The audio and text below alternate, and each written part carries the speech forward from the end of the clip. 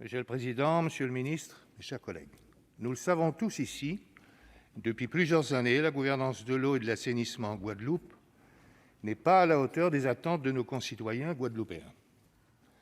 Ce sont ainsi 100 000 usagers environ qui sont régulièrement victimes de tours d'eau, suscitant colère et exaspération.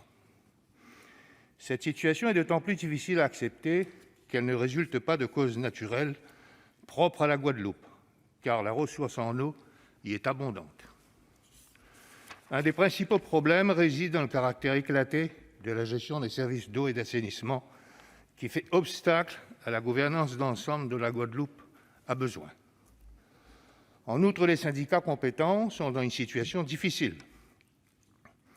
La plupart d'entre eux ne peuvent ni effectuer les investissements nécessaires en entretien et à l'amélioration du réseau, ni entreprendre les travaux d'urgence, ni payer les fournisseurs.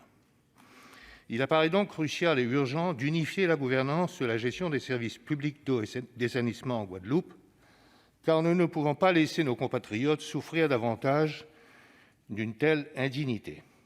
Aussi, cette proposition de loi, qui a été discutée et enrichie par nos deux assemblées, concourt à répondre à une situation inacceptable et persistante.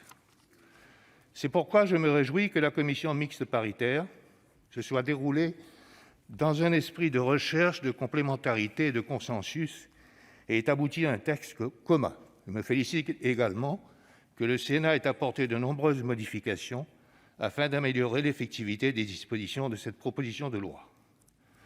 Le Sénat a ainsi enrichi l'article 1er d'un certain nombre d'assouplissements. Je veux parler de la possibilité pour une autre personne publique d'adhérer au syndicat mixte, après accord unanime de ses membres et accord express du représentant de l'État en Guadeloupe.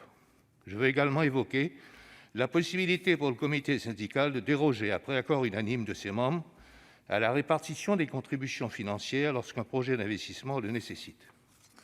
Je veux enfin mentionner la possibilité pour le syndicat mixte d'étudier la faisabilité d'une tarification sociale de l'eau.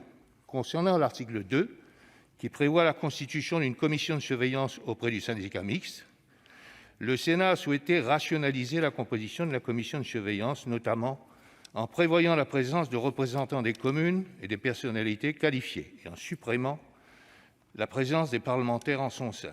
Il a par ailleurs prévu une audition annuelle et obligatoire du président du comité syndical par la commission de surveillance, de façon à favoriser une fluidité entre leurs travaux. Avant de conclure, je tiens à saluer la qualité des travaux de notre collègue Françoise Dumont, qui a œuvré de façon constructive pour élaborer un texte commun si important pour la Guadeloupe. Monsieur le ministre, mes chers collègues, cette proposition de loi constitue une étape importante vers la résolution d'une situation complexe et inacceptable pour les Guadeloupéens. Le groupe Les Indépendants votera ce texte qui apportera une première réponse concrète et pragmatique aux multiples dysfonctionnements auxquels sont confrontés les services publics de l'eau potable et de l'assainissement en Guadeloupe. Merci, cher collègue. Dans la suite de la discussion,